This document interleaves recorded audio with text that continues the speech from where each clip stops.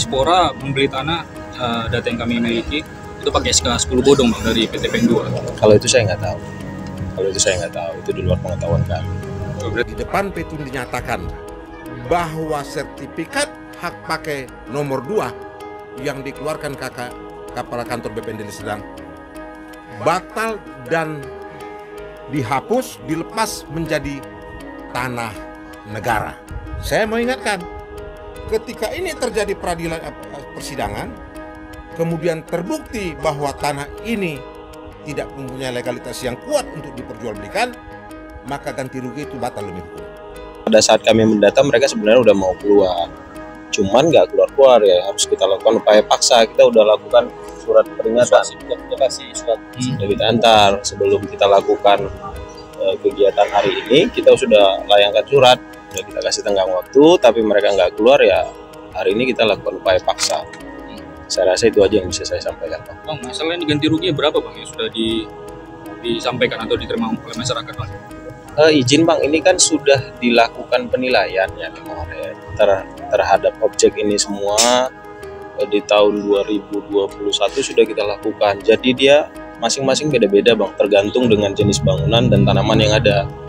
Jadi ada tim penilainya pun, bukan kita juga yang menilai. Informasi yang terakhir, Dispora membeli tanah, data yang kami miliki itu pakai SK 10 bodong Bang, dari PT PEN 2. Kalau itu saya nggak tahu. Itu di luar pengetahuan kami. Sekitar 300 hektar tanah di Desa Sena, Kecamatan Batangkuis, Kabupaten Deli Serdang, diklaim oleh pihak pemerintah Provinsi Sumatera Utara, khususnya digunakan oleh Dinas Pemuda dan Olahraga, dan diklaim memiliki 2 sertifikat resmi. Faktanya, kami menemukan bukti bahwasannya yang mereka pajang dalam pamflet di depan Gapura Sport Center sudah dibatalkan. Seperti apa faktanya? Kami akan merangkumnya dalam program eksklusif Aktual Channel. Saya Prasetyo, dan saat ini di sebelah kiri kami sudah ada Sekretaris Kelompok Tani Pahala Napitupulo. Apa kabar? Ya, Bang Pahala. Selamat sore Bang, kabar sehat-sehat saja. Kami mendapat informasi di kawasan Sport Center masih konfliknya berlanjut, dan yang paling penting, kalau beberapa waktu lalu kita membahas mengenai SK 10 bodong, dan muncul lagi fakta baru bahwasannya 1 dari 2 sertifikat yang dimiliki oleh Dispora Sumut dibatalkan. Benar Bang Pahala? Benar. Jadi begini, bahwa sertifikat 2 itu terbit tanggal 23 April 2021. Yang menerbitkan adalah BPN Kabupaten Deli Serdang. Waktu itu dijabat Bapak Dr. Andus Fauzi. Setelah sertifikat 02 itu terbit, yang mana sertifikat itu menyatakan bahwa kawasan, sertifikat 02 itulah yang menyatakan bahwa kawasan inilah yang menjadi kawasan sport center, oleh salah seorang teman kami, Yan Rosa Lubis. Baik. Sertifikat ini digugat. Pak Yan Rosa Lubis menyurati Kepala BPN Medan. Baik, sebelum dilanjut, Bang Pahala, Yan Rosa Lubis ini memiliki tanah juga? Memiliki Kawasan tanah Sport di Center. depan kami, persis di depan kami. Baik. Yang juga sama merupakan bahagian, wilayahnya merupakan bagian daripada sertifikat 02. Dari yang 300 hektar ini ya, yang diklaim ya? Ya. Baik. Lalu pada tanggal 24 Januari 2022, Saudara Yan Rosa Lubis menyurati Kepala BPN Deli Serdang. Dan tanggal 13 April 2002, Saudara Yan Rosa mengajukan gugatan ke Petun Medan atas sertifikat 02 itu. Akhirnya, sebelum proses sidang terjadi, ketika Yan Rosa Lubis mendatangi pihak Petun, di sana dinyatakan bahwa sertifikat 02 itu telah dicabut oleh Saudara Kepala BPN Deli Serdang. Baik, bagaimana ceritanya bisa dicabut, Bang Pahala? Tentunya begini, alasan yang paling tepat kita tidak tahu. Tapi yang pasti, kalau ada pembatalan atas sebuah surat yang diterbitkan kepada seorang, itu sama artinya ada kesalahan. Baik, Yan Rosa Lubis ini sempat menggugat, abang bilang tadi. Ya, mengadukan Kapan? ke Petun. Kapan tepatnya? Mengadukan pada tanggal 13 April Tahun? 2022. Baik. Sertifikat itu kan keluar 23 April 2021. Ya. Nah, diadukan. Ternyata sebelum sidang pada tanggal 21 April 2022 di depan Petun dinyatakan bahwa sertifikat hak pakai nomor 2 yang dikeluarkan Kepala Kantor BPN Deli Serdang batal dan dihapus, dilepas menjadi tanah negara. Baik, itu yang menyatakan hal itu adalah Kepala BPN. Kepala BPN di hadapan Yan Rosa Lubis dan di hadapan Hakim Petun. Saat sidang. Ya, dipertemukan. Jadi sidang Belum berlangsung. sidang ya, tapi supaya ada Yan seperti Rosa mediasi. supaya Yan Rosa tidak perlu melanjut proses pengaduan itu karena sudah dibatalkan. Baik. Kan tadinya mau diadukan, digugat, tapi sudah dibatalkan. Artinya tak perlu lagi dilanjutkan gugatan itu karena sertifikat itu telah dibatalkan dan itu dinyatakan di pertemuan di Petun. Baik, itu kan cerita dari Yan Rosa, Bang ya. Ya. Kalau abang, Ya. apa yang menguatkan sehingga mungkin perkiraan orang kelompok tani bahwasannya Kepala Badan Pertanahan Deli Serdang itu membatalkan Ya. SK 02? Ya, jadi ini kan akhirnya kita memprediksi ya. Ya. Memprediksi karena yang paling tahu persis kan yang menerbitkan surat itu. Tapi yang pasti tidak mungkin sebuah surat keputusan, surat sertifikat hak pakai yang sangat penting kegunaannya dibatalkan kalau tidak ditemukan atau kemudian ditemukan kesalahan. Bisa jadi terjadi karena ada gugatan. Kalau tidak ada gugatan barangkali lanjut juga surat itu kan. Baik. Tapi karena ada gugatan yang rusak. Lalu kenapa? Kami menduga bahwa sertifikat itu dibatalkan karena SK 10 Baik. Departemen Agraria, Kementerian Agraria ATR BPN yang sama-sama kita miliki, di dalamnya ada 2.413.500 meter sangkar tanah yang tidak bisa diterbitkan sertifikatnya, HGU-nya, dan sudah harus kembali kepada masyarakat.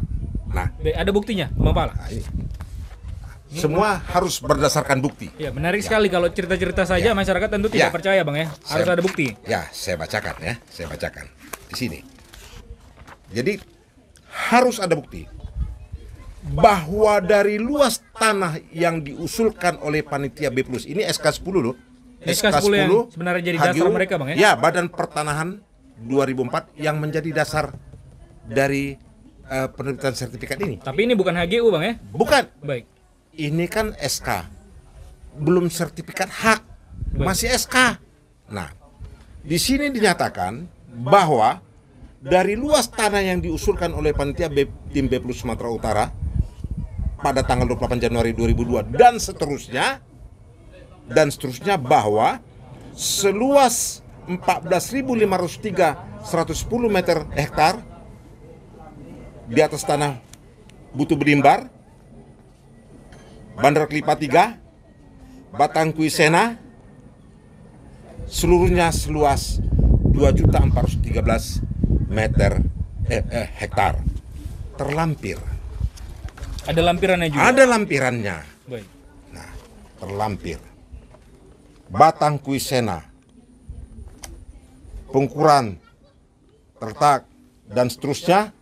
Luas yang diberikan 490, luas tanah dikeluarkan 678, tercatat atas nama belum disertifikatkan, belum sertifikat. Jadi tanah ini belum sertifikat. Baik. Ini lampiran dari SK nomor 10. Dan ini sebenarnya menjadi persoalan, Bang ya. Ini di dalam inilah yang 2.413.500. Kalau belum hektar sertifikat dan ini diklaim oleh pihak PT PN2 bisa dijual juga, artinya ini sudah menyalahin. Ya, menyalahi. Bagaimana dia menjual yang bukan sertifikat atas nama dia? Berarti kan dia menjual tanah yang sudah kembali kepada negara. Makanya kalau saya kaitkan tadi dengan pembatalan SK sertifikat hak pakai nomor 2 itu, kaitannya ke sini. Baik. Nah, jadi sebelum jadi masalah dibatalkan. Kira-kira begitu dugaan saya. Baik. Dibatalkan. Ini kan masalah SK yang mungkin berkaitan antara PTPN 2 ataupun dari BPN Bang ya. Ya. Kalau dari masyarakat sendiri, di sini kan sudah lama. Kalau dalam sejarahnya masyarakat sudah terlebih dahulu tinggal dan bercocok tanam maupun bermukim di Ya. lokasi ini. Ya. Apa dasar yang pernahkah masyarakat memiliki dasar tanah mereka? Jadi begini, masih hidup saksinya ya.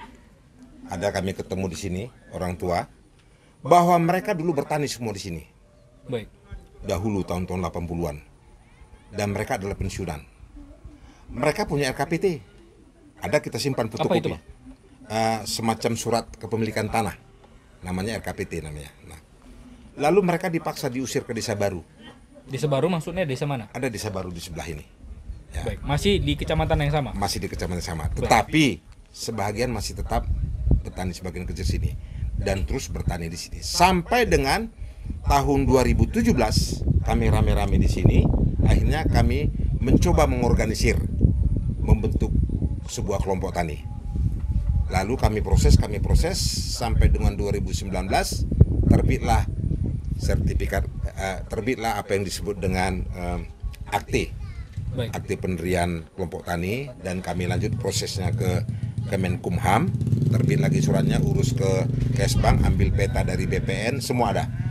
Kita dapat peta dulu untuk bertani, ambil surat dari desa.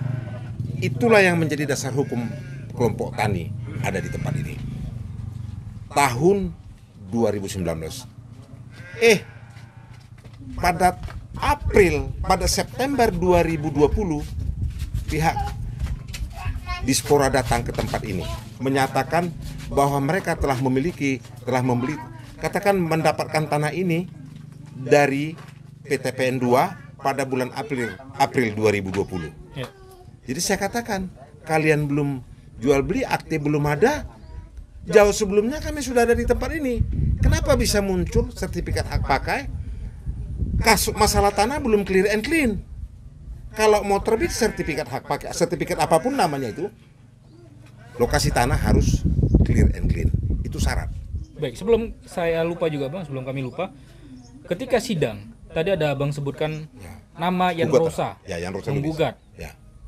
Apakah ada juga dipertanyakan dalam sidang tersebut apa bukti transaksional jual beli antara pemerintah dengan PTP 2? Ya, kalau menurut Pak Yan Rosa, ketika semalam saya temui di rumah sakit kemarin, saya mencoba meminta, Pak, mana bukti-bukti jual belinya. Ya, itu tidak bisa ditunjukkan kepada saya. Tertutup Bang, berarti ya? Ya, tertutup. Dan putusan pembatalan sertifikat nomor 2 itu di sini. Nih. Penetapan ini ya, register nomor 44 strip G strip 2022 strip Petun Medan tanggal 25 Mei 2022. Jadi jelas ini tanah dikembalikan kepada negara. Jelas dikembalikan kepada negara karena sertifikat hak pakai nomor 2 itu telah batal. Sertifikat pemerintah provinsi dan Dispora dihapus, dilepas menjadi tanah negara. Tertanggal 21 April 2022 lah pernyataan ini. Tapi sampai sekarang belum mau dilepas Bang? Hah? Belum mau dilepas sama Dispora ya? Otomatis secara hukum sudah harus lepas. Harusnya. Nah, tidak boleh ada lagi klaim-klaim.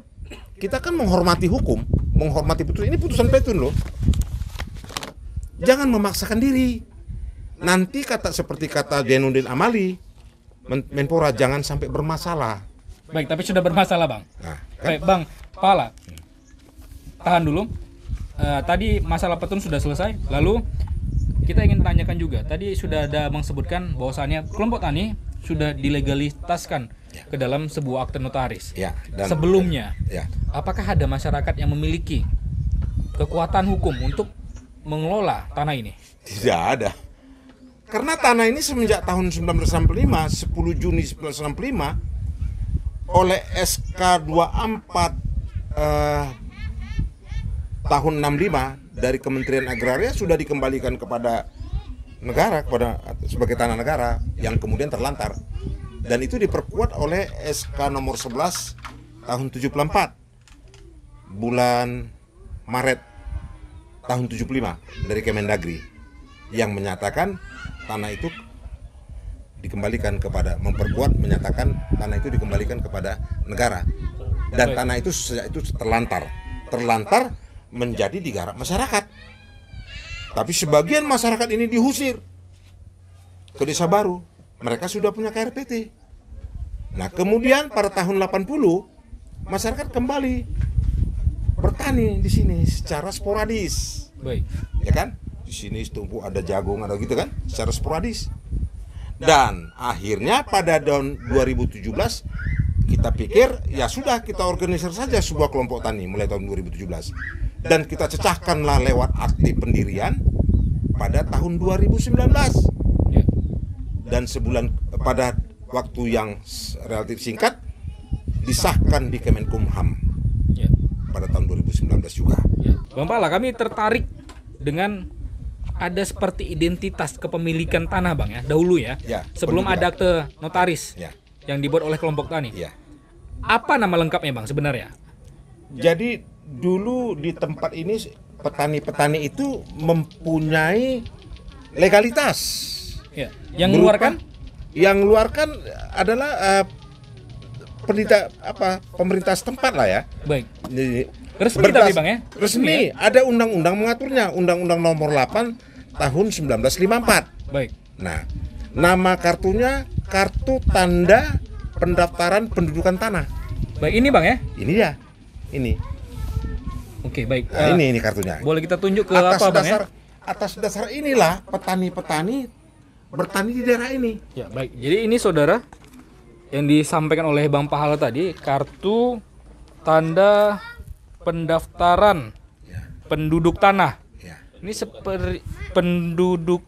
pendudukan tanah ya. Ya. Kartu tanda pendaftaran pendudukan tanah. Tahun 57. Ini per keluarga atau per orang? ya? Per nama. Per nama. Di sini kan namanya ada Kalismin, Saiman. Artinya kalau dalam satu rumah ada 3 orang, tiga memiliki ini.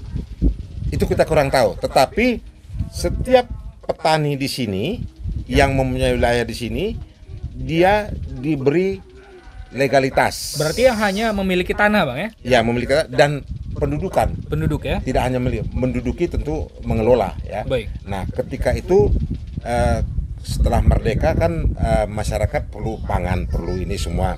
Jadi tanah-tanah dari konsesi itu diberikan sebagian besar dari 250.000 hektar, itu 59.000 hektar diberikan kepada perkebunan, 199.000 hektar diberikan kepada masyarakat untuk memperkuat ketahanan pangan. Ya. Inilah bagian daripada itu. Baik. Terbitlah ini tahun 57, undang-undangnya tahun 54.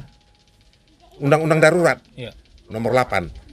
Sehingga ketika mereka mengelola atau menduduki tanah ini, mereka mendapat surat pada tahun 57. Ini. Tanggal 19 bulan 2 tahun 57. Tanggal 16 bulan 2 tahun 57. Ini fotokopi. Ya. Baik, Bang Pala, bentuk asli sebenarnya Ya. dahulunya Ya. KTP TPT ini atau kartu tanda pendaftaran pendudukan tanah ini kertas atau seperti Kalau apa? menurut mereka kaleng, berbentuk kaleng dan semacam kaleng lah, kayak apa gitu, tidak kaleng total tapi ya seperti gitulah, seperti Berarti kaleng. dibentuk seperti plat Ya, seperti sepeda plat, motor tapi atau bisa plat ditulis. mobil ya? Tapi bisa ditulis. Bisa ditulis tangan. Menurut mereka seperti itu. Baik. Ada juga yang bentuk kertas. Ini pengakuan mereka. Ini kan kita belum lahir waktu itu. Ya. Tapi kita mencari tahu terus dari mereka. Kebetulan mereka kemarin ada turut di sini menjadi petani. Sudah banyak sekali fakta-fakta yang kemudian muncul satu persatu.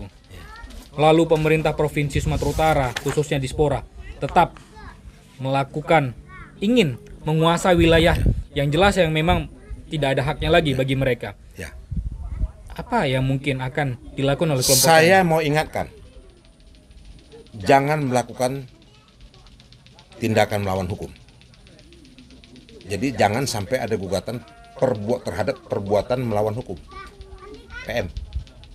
Kalau sampai bisa bermasalah, kemudian bermasalah, bangunan ini Dispora akan bermasalah. Saya tidak tahu apakah maksud dari Pak Zainuddin Amali jangan sampai panitia bermasalah secara hukum. Saya tidak tahu apa maksudnya. Beliau ngomong. mungkin sudah tahu juga. Beliau Dispora. mantan ketua komisi 2. Jangan sampai panitia PON di Medan bermasalah secara hukum. Saya tidak tahu maksudnya apa. Tapi barangkali perlu juga menjadi sebuah referensi kepada panitia, jangan sampai salah melangkah. Nanti masalah, ini bukan uang kecil. Yang dihadapi pun masyarakat. Yang di sini sudah hidup dari tempat ini, bertani, itu bisa lihat padi semua nanti Pak Pras bisa lihat. Meskipun ditawarkan ganti rugi? Meski ditawarkan ganti rugi, persoalannya seperti ini. Ini Bang Pras, saya ulang kembali. Kita disuruh, kan gini, ketika perselisihan terjadi di antara kami warga masyarakat petani dengan katakan diaspora atau dengan PTB, langkah pertama adalah perdamaian.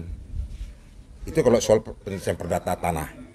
Ketika perdamaian tidak terjadi, berarti terjadi dilanjut ke tingkat peradilan. Kita selesaikan di pengadilan untuk menyelesaikan perselisihan itu di PN, di PT, di Mahkamah Agung. Lalu ketika sudah keluar keputusan yang ingkrah, suruhlah kami mengambil uang kalau memang kami yang kalah di pengadilan, di kejaksaan. Jangan ujuk-ujuk kami tiba-tiba disuruh ambil uang di kantor pengadilan, titipan, namanya uang titipan. Kita disuruh ngambil.